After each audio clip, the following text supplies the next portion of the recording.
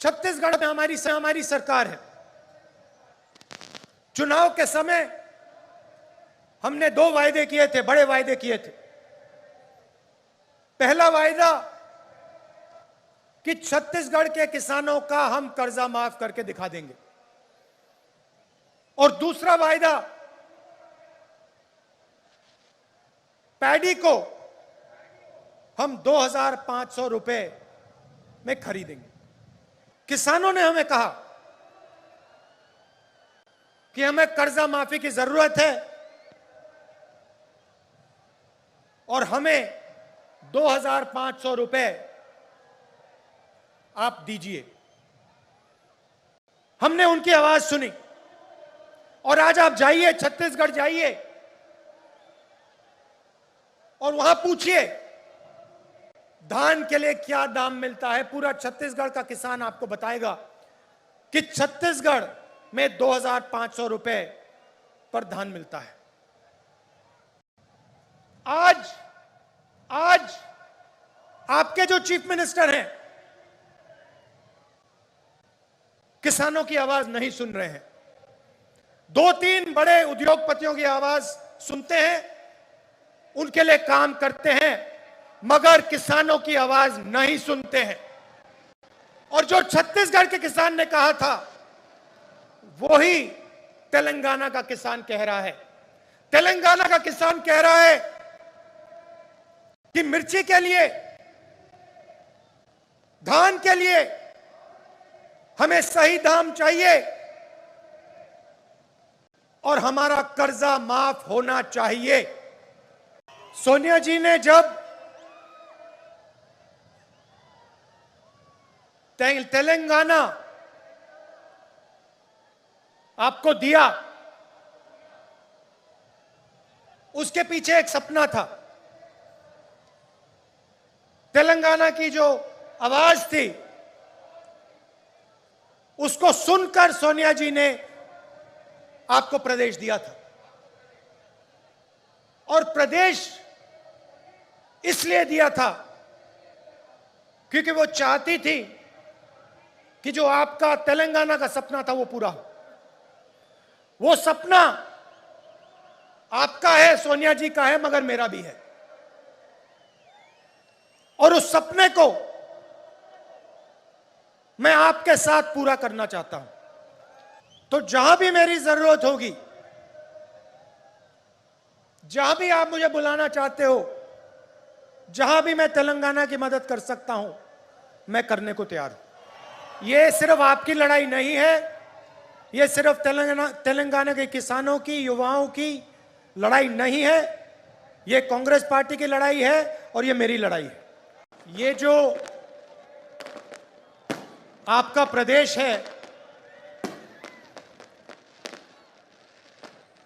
नया प्रदेश है, तेलंगाना, ये आसानी से नहीं बना था। इस प्रदेश को बनाने के लिए तेलंगाना के युवाओं ने, तेलंगाना के माता ने अपना खून, अपने आंसू दिए थे। और ये प्रदेश किसी एक व्यक्ति के लिए नहीं बना था, ये एक सपना था, तेलंगाना के जनता का सपना था। 8 साल हो गए। मैं आपसे पूछना चाहता हूं, तेलंगाना का जो सपना था, प्रगति का सपना, उस सपने का क्या हुआ? पूरा तेलंगाना देख सकता है कि एक परिवार को जबरदस्त फायदा हुआ, मगर मैं आपसे पूछना चाहता हूं, तेलंगाना की जनता को क्या फायदा मिला? क्या आपको रोजगार मिला? आज यहां पर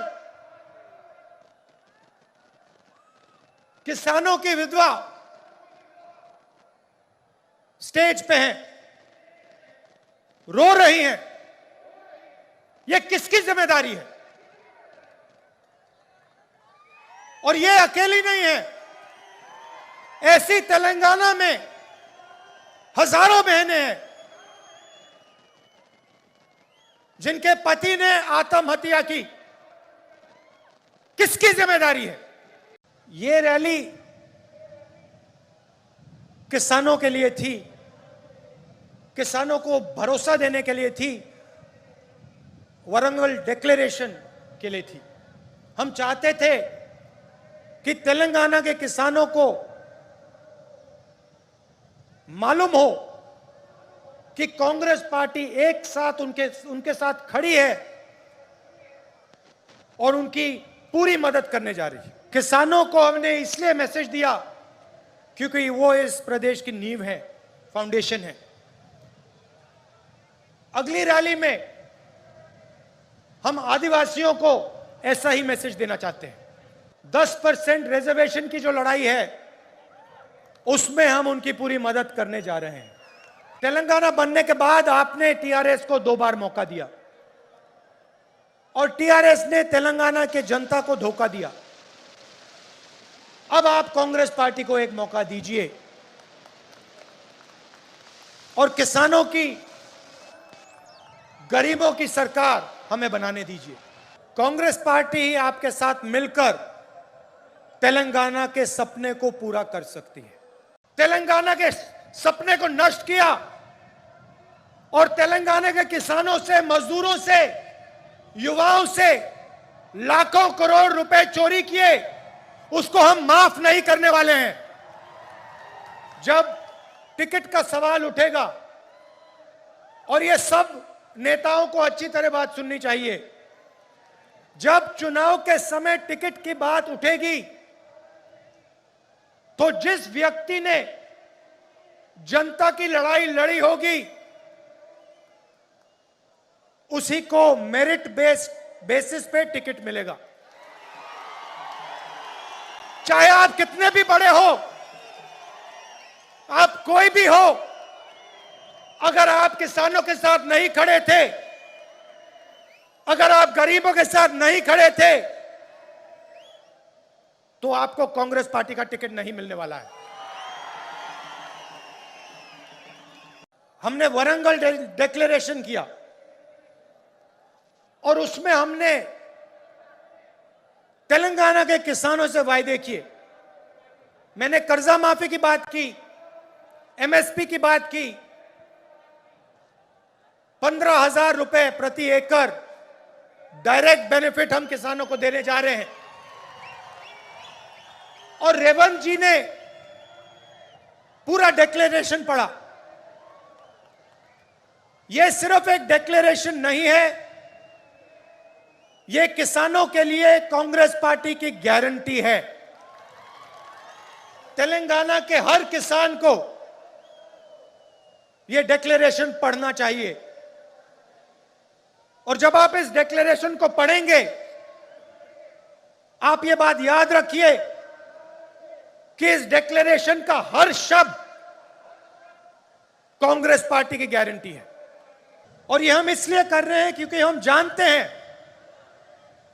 कि अगर किसान कमजोर रहेगा तो तेलंगाना का सपना पूरा कभी नहीं हो सकता है, क्योंकि किसान ही इस प्रदेश की नींव है, फाउंडेशन है।